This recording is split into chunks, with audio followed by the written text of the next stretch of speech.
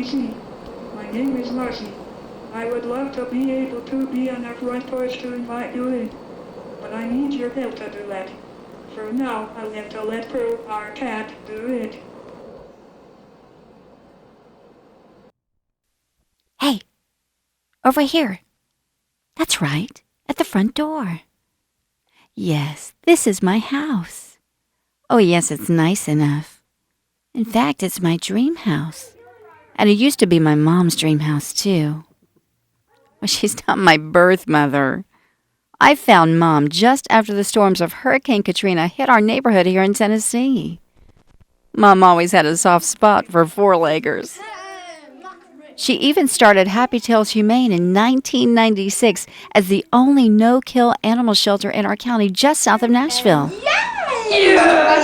The only nonprofit no-kill animal shelter in Greater Nashville is preparing for a new home. For 3 years, Happy Tales Humane has been operating out of Williamson County homes and on borrowed space. But as News Channel 5's DeJuan Holmes tells us, in a few days, the shelter will officially have a place to call home. For 2 years, abandoned cats like Mickey had to settle for a small living space in the back of a local pet store. Now, thanks to fundraising and community support, Happy Tales Humane is moving to its own facility inside the factory at Franklin. This long-awaited move is a dream come true for Executive Director Marcy Payne. She started the nonprofit shelter 3 years ago. Now, with the growth, they'll be able to help even more animals. And no matter what, Payne says this shelter will remain a no-kill. What it means to us is that all the pets stay in our program for as long as it takes for us to find those right homes. With kitty cubbies all over, 40 to 45 cats will call Happy Tales Humane home. And at this shelter, there'll be plenty of space and a room with a big view to create just the right atmosphere. They'll have window views where they can see birds out there, and we're hoping that they're not going to want to leave, but we know someday they will. And a nice home it is, DeJuan. Big undertaking there for a nonprofit. It was love at first sight, website that is. A woman from Virginia fell in love with this precious dog on the Happy Tales Humane Society's internet webpage. Melanie, who's hearing impaired, decided that this was the dog for her, and she came hundreds of miles to retrieve it today.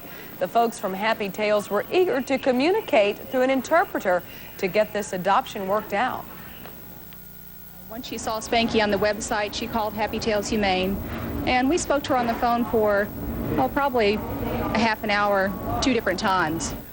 Since 1996, Happy Tales has matched thousands of people with their new best friends. That's right, Happy Tales saves dogs too, though I don't know why. Everyone knows cats rule. Anyway, lots of people love Mom.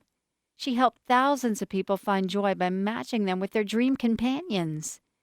I can't show all of them to you, but Mom remembers each one. And Happy Tales is still going strong, but Mom's not there anymore. Before I tell you why, I'm going to tell you a love story better than any you'll see in a movie. My mom is a beautiful woman. This is Mom on her wedding day in 1993. There's Dad. He's the one on the left. Well, it's easy to see why Dad fell head over heels for her back in 1992. Dad is very romantic.